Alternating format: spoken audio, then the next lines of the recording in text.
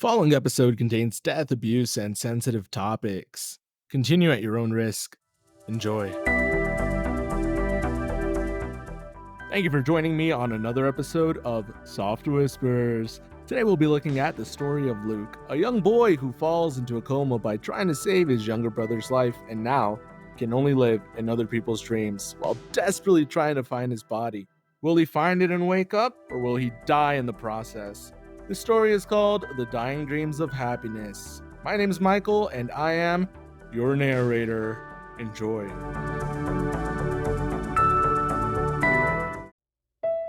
When you are a kid, you dream more than you live, and you dream big dreams to be an astronaut or a firefighter or the next president of the United States of America. But what happens to us when we grow up and we can only feel alive in our dreams? All the stress and suffering of the real world disappears when we close our eyes and we dare to dream. So, are those dreams real? The emotions we feel while dreaming are real, so why wouldn't they be? As adults, we all learn from our dreams and we try our best to fulfill them. But not all of us can. This is the story of Luke. Make sure to take your jackets. It's freezing outside and I don't want you to stay out so long because lunch is almost ready, said Luke's mom in a slightly southern accent. No, Ma, we got our jackets, answered Luke, an 11-year-old boy from the Midwest, as he helped his younger brother Tim put on his jacket, and then both of them ran out into the white snow to a pond in the forest only a few minutes away from Luke's house to play ice hockey. It was wintertime and the boys had basically spent their whole lives going to the pond because during the wintertime it would get so cold the upper layer would freeze, and that would allow them to ice skate, but most importantly, practice their hockey skills.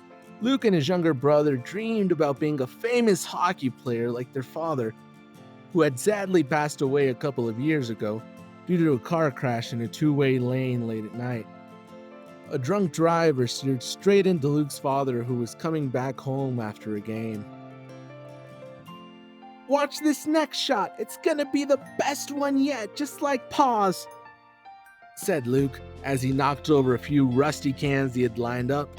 Wow, Luke, you really think I'm gonna be that good one day? Said Luke's younger brother Tim. No way! You gotta train harder, like Pa would say, sun up to sundown, answered Luke. I'll show you, Luke. I'ma knock all of them down with one shot, said Tim, enthusiastically as he skated towards the middle of the pond to retrieve the cans and line them up. But as soon as he made his way to the center of the pond, a crackling noise was heard across the pond. A huge crack started to form, heading towards Tim. Tim! Screamed Luke, but it was too late. As soon as Tim looked back at Luke, the ice beneath his feet had collapsed, and the freezing cold water swallowed up towards him. All Luke could do was run towards the hole in the middle of the pond with his hockey stick, screaming, Tim! Tim! Without thinking it twice, Luke jumped into the freezing pond to save his younger brother, who didn't know how to swim. The light barely made it past the thick layer of ice, making it difficult for Luke to find Tim, but laying at the bottom of the pond was Tim's unconscious body. Luke swam as fast as he could, even though the pond was only 12 feet deep. It was deep enough to drown the two young boys. Luckily for them, a young man who would go to the pond to practice his figure skating saw them drowning and quickly pulled the two young boys out of the freezing water. After performing CPR, Tim quickly coughed up the water he had swallowed and woke up, but Luke was still unconscious. An ambulance rushed Luke to a local hospital, but the young boy would still not wake up.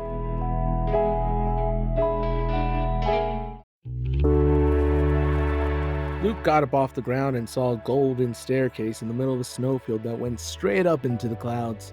So, he made his way towards it, but as soon as he took the first step, he heard a voice behind him saying, Hey, I haven't seen you here before. Luke turned around and saw a young boy right around his age. Am I dead? Asked Luke, fully confused and a bit worried. How would I know? My name's Randy. What's yours? Asked the young boy. Well, my name's Luke, and I think I might be dead or something. I just need to get back to my house, Randy. Where are we? Well, how the heck would I know, Luke? As you can see, there's nothing around us, just the staircase, so what you say we go up them? Race ya, said Randy, as he started running up the stairs. You're not gonna beat me, answered Luke, as he also started running up the stairs. And wait, Luke, shouted Randy in the distance. You win, wait for me, will ya? Said Randy. Eventually, Randy caught up with Luke, who had sat down on a step to wait for him. On the way to the top, both boys exchanged their stories. Luke told Randy how he was playing ice hockey with his little brother Tim, and how he went to save him, but as soon as he finally reached him, everything went black. So that's why he thought they could possibly be dead. But Randy said he knew they weren't dead because his father was driving him to his best friend's birthday party, and he must have fell asleep in the back of the car. So you see, Luke, this has to be a dream, said Randy in an affirmative voice. Well, I guess you're right, Randy. Look, we've almost made it to the top, said Luke, while running to the top of the stairs. At the top of the stairs, above the clouds, the two boys could see an enormous water fountain. And so, as curious as always, the boys walked towards the water fountain, and as soon as Luke touched the water, two huge owls with armor descended from above, one of them wearing gold armor and the other wearing silver armor. Welcome, Luke and Randy. We will answer any question you boys might have, said the golden owl. We are dreaming, right? Said Randy to them. Yes, you are indeed, Randy. Would you like to wake up, my child? Answered the owl. Yes, please. I've probably been sleeping for a long time, and by now my dad probably already arrived at the birthday party, and I wouldn't want to miss out. I've really been looking to this party for weeks, answered Randy, all excited. As you wish, Randy. Follow me, my child. The owl flapped his wings and a huge gold door appeared. It was nice meeting you, Luke. I hope to see you soon so we can race again. I promise I'll beat you next time, said Randy, as he walked straight into the light. Take care, Randy. Tell your friend hi and happy birthday, answered Luke. Randy only smiled and kept walking until eventually he vanished. Then the door closed and disappeared. Would you also like to wake up, Luke? Said the silver owl. I know I'm not dreaming, sir. You're here to take me to heaven, right? Said Luke, hunched over the fountain. Now why would you say that, Luke? Asked the owl. Well, my pa always told me heaven was far beyond the clouds up in the skies, and that's why we can't see it. And that when we died, angels would descend from the skies above to take us to heaven. Is my brother Tim also in heaven with Pa? The owl spread his wings and waved over the water fountain, where the water froze until suspended in the air. As soon as the water stopped moving, an image formed in the water below. What do you see, Luke? Said the owl, pointing to the water. Luke wiped his tears and took a closer look. It was him, in a hospital bed. Beside him was his ma and his brother Tim, crying. Why is Ma crying, sir? Asked Luke. You are in a coma, Luke. What's a coma? Asked Luke. Well, you see, my child, a coma is when you are asleep, but you can't wake up, but you are not dead. And yes, you are right, Luke. I am here to take you to heaven. I can't leave Ma alone, sir. I'm the oldest. Pa's in heaven. And so if I join him, who's gonna look after Ma and Tim? How can I wake up, sir? How? You said you'd answer any question. How can I make Ma stop crying, sir? Please. Luke said, begging on his knees, crying. The owl took off a piece of his armored feathers, molded into a bracelet, and gave it to Luke, saying, There is only one way you can go back, my child. You must find your body in the land of dreams. What's the land of dreams, sir? The land of dreams is a world between the human world and the celestial world. In the land of dreams, there is no limitations, so be careful. Do not lose the bracelet. It's your only way back home, said the owl, while flying back into the sky. Never leave it out of your sight, and trust nobody. Now go down the stairs, and good luck, my boy, said the owl. Wait! How will I know when I found my body? Just close your eyes and concentrate, Luke.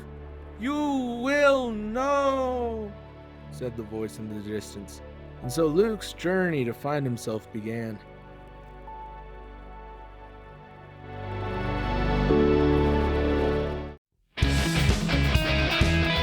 As Luke made his way down the stairs to the land of dreams, he had a lot on his mind. Mostly, the main thought being, how is this bracelet supposed to help him? Randy was also there. Did he get a bracelet? As Luke finished making his way down the staircase and stepped off, the staircase began to spiral upwards, till nothing remained but an empty white snowfield. No clouds, no trees, or animals. So Luke started walking in no particular direction, lost, tired, till he remembered the words of that wise owl. So, he closed his eyes and concentrated. All of a sudden, he started to hear so many voices around him, so he concentrated more and more, and the more he concentrated, the more he heard the voices till he opened his eyes, and he was floating across the field at a super speed, faster and faster. The louder the voices became, the louder they were. By the second, in just a blink of an eye, he was in a market in a small village. But this wasn't the same place at the end of the staircase where the clouds were, and the people around him were people. But they looked quite strange. They would just walk around, not talking to each other. What's going on? Where am I? Mumbled Luke. But he noticed his bracelet had changed colors and it was now matte black. Looked more like a compass with the needle pointing him in a direction. So Luke, not knowing what to do, he just decided to follow it. Wherever the needle turned, Luke would turn and he would follow it till he came to an edge of a cliff. And in the distance, he could see a big figure flying around. He was concerned, Luke. He knew it had to be someone's dream, but what was he supposed to do now? As he sat down, he noticed the bracelet kept pulling him and pointing him towards the direction off the cliff. So Luke thought, if I can find my way down this cliff, then maybe I can go towards the direction of the stinking needle, and possibly my body's down this cliff. That's what's gonna happen. My body is going to be at the bottom of this cliff, thought Luke. So Luke started to descend down to the cliff, but every time he walked a few feet below the cliff, he would magically appear back at the top of the cliff. Over and over and over again till he got tired and just decided to sit there and stare at the figure flying out in the clouds, out in the distance. Then Luke saw the figure getting bigger and bigger. He was flying towards Luke. What was Luke supposed to do now? He was scared for his life, so he started to run in the same direction he came from. Maybe the heavens isn't that bad after all, he thought to himself as he ran away from the figure that was chasing him, and every second would pass, the figure would get closer and closer to Luke. Where are you running to, boy? You honestly think you can outrun me, huh? Said the figure, as he landed abruptly in front of Luke, spreading his wings, knocking Luke down to the floor. I'm lost, sir, said Luke, while sitting down on the forest floor and nervously shaking in fear. Yeah, no shit, you're lost.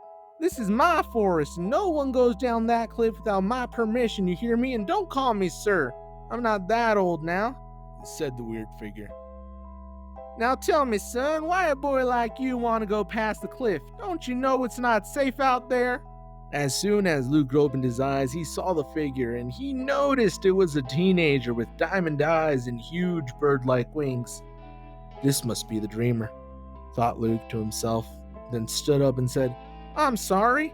I don't know where I am. I just want to go down that cliff. I have to, said Luke, a bit nervous. Boy, are you deaf or crazy? I said it's not safe down there. What part of that don't you get? The not or the safe part, answered the teenager, and all Luke could say was, please, sir. And then the whole forest started laughing. Boy, you crazy. That's okay, I like crazy. I'm a bit nuts myself. He extended his hand out to Luke and said, I'm Billy Bob, ruler of the Evergreen Kingdom.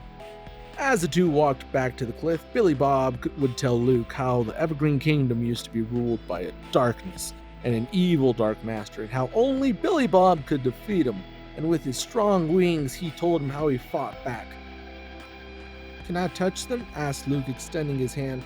I knew you were crazy, but not stupid, said Billy Bob as he swiftly jumped back away from Luke. Can't you see they are razor sharp and boiling hot right now? Just touching them could mean losing a couple fingers, said Billy Bob, a bit frustrated. Sorry, I didn't mean to offend you, it's just they're so awesome, said Luke, a bit ashamed. I know, right? I'm the shit, said Billy Bob, while flexing his wings and muscles. They're not always this hot, it's just the sunlight. You know, it doesn't get all the way to the village. And since I can't let darkness take over the whole kingdom every morning, I fly out there and I get as close as I can to that sun and use these strong wings to blow the sunlight over the entire kingdom. And that's how I protect them. Billy Bob kept explaining to Luke how they weren't always this sharp and hot in the beginning, he would fly out to the sun and get tired extremely quickly, and that a few of his feathers ended burning off, and then explained that the remaining ones with time used the heat of the sun to get forged into something stronger than diamonds. He also told Luke how he tried multiple times to blow some sunlight towards the bottom of the cliff, but how the darkness was so deep that no matter how hard he tried, the sunlight would just vanish. So here we are, Luke. You now have permission, and trust me, it won't make you magically return back to the top, but wait. We're gonna need some sunlight if we want to make it to the edge of the darkness without falling into a crevice. What happens if we fall into a crevice? Asked Luke. Honestly, I don't know. I try not to fly too close to them because the villagers have told me they suck you in, and not even using the power of the sun will be enough to get you out. And that's why I blocked off this damn cliff. So if anybody accidentally wanders off, then they would end up back at the top, safe and sound.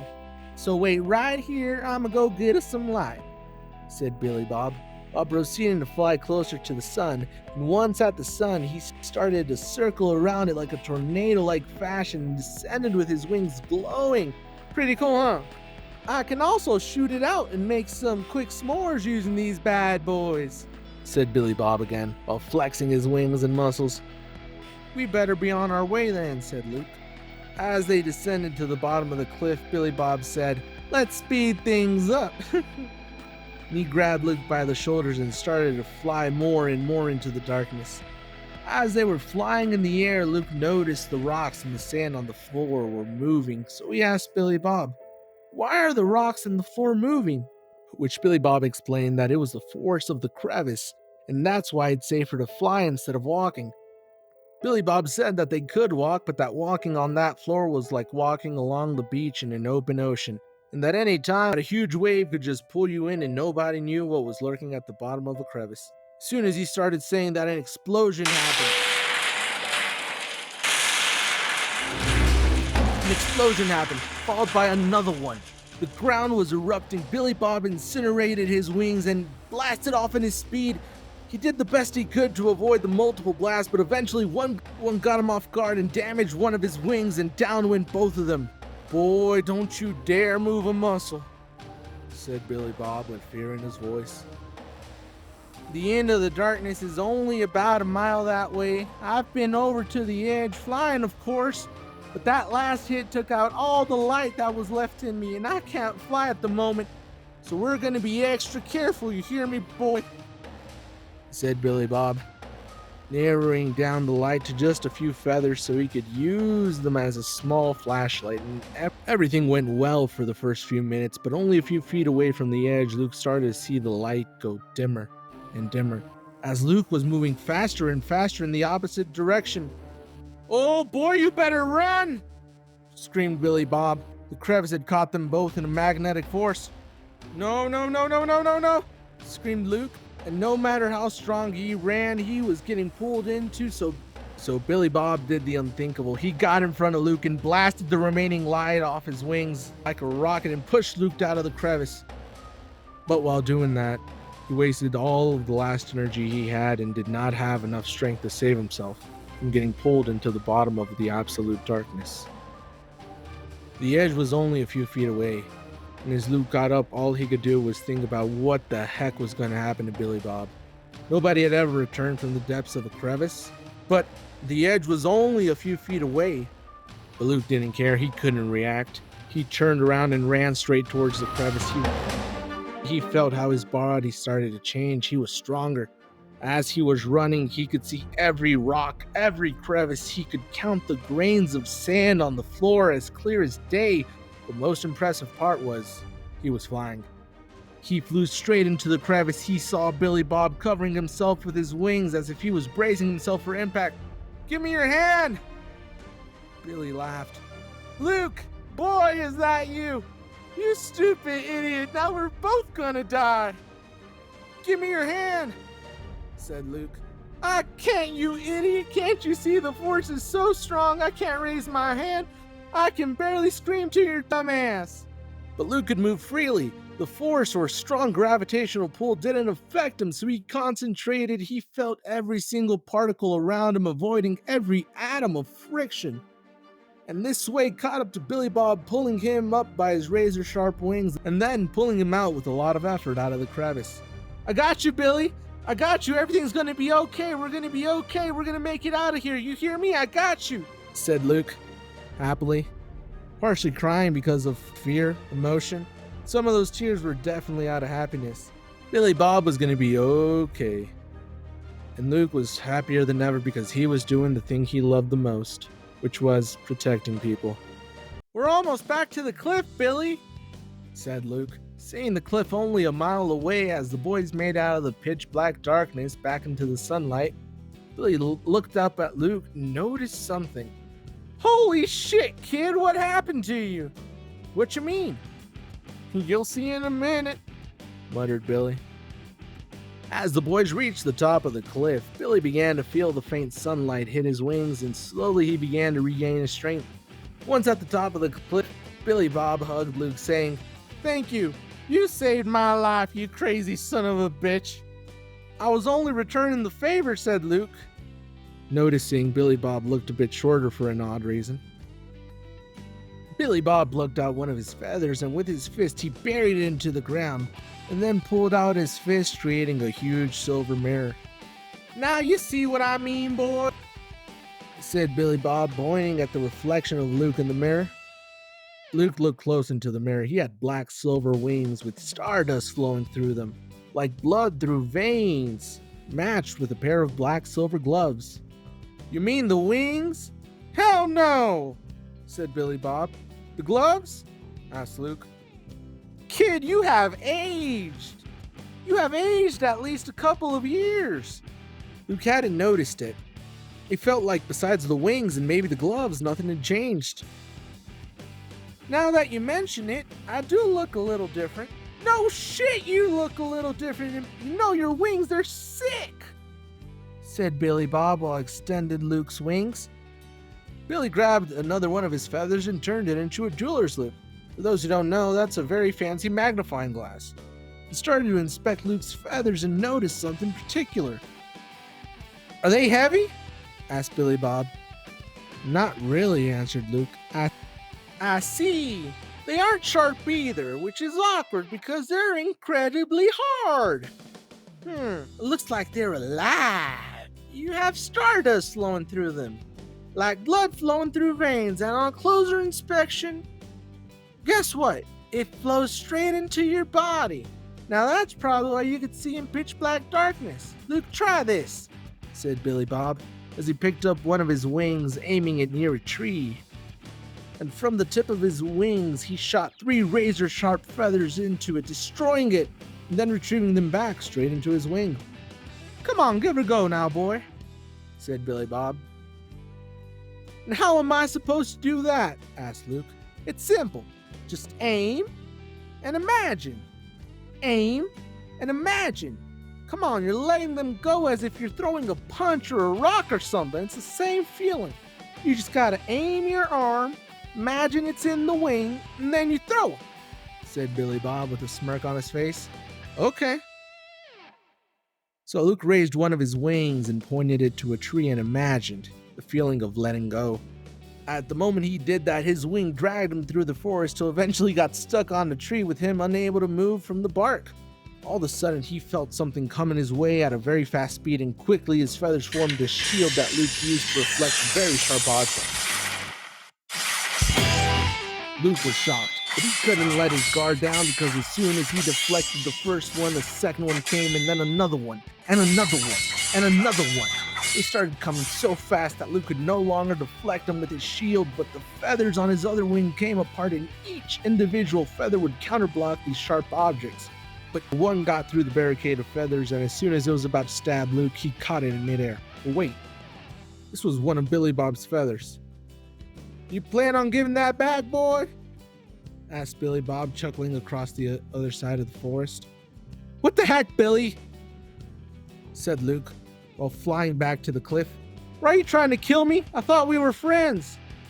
"I'll be taking that back now, thank you very much," said Billy Bob, while taking back the feather off Luke's hand. "Now, if I wanted you dead, I would have let you get dragged into nothingness, boy. But you see, your wings have a mind of their own. Unlike my feathers here, yours are made for defense only. And they do it automatically. How crazy is that?" "You're telling me, Billy, if I'm attacked, all I'll be able to do is defend myself?"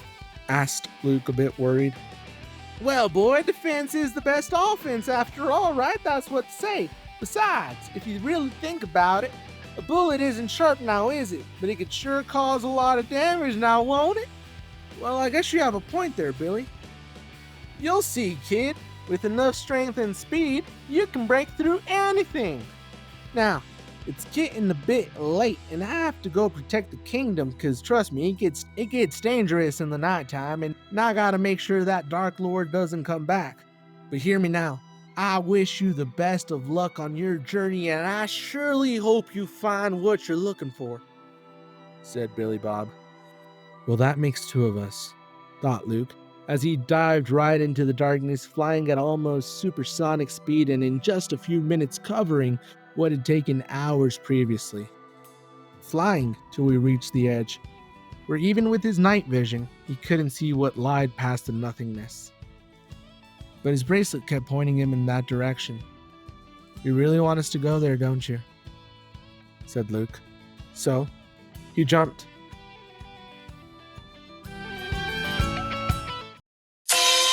Sometimes it's going to be dark. Sometimes it's going to be scary. And sometimes you are going to feel like you are being dragged into the middle of nothingness. And all you can do is brace yourself and hope for the best. If you enjoyed today's episode, by all means, please like and share, as it helps out a lot here in the studio. And by all means, join me on our next episode, where we will find out where did this jump lead Luke to. I promise you will enjoy it.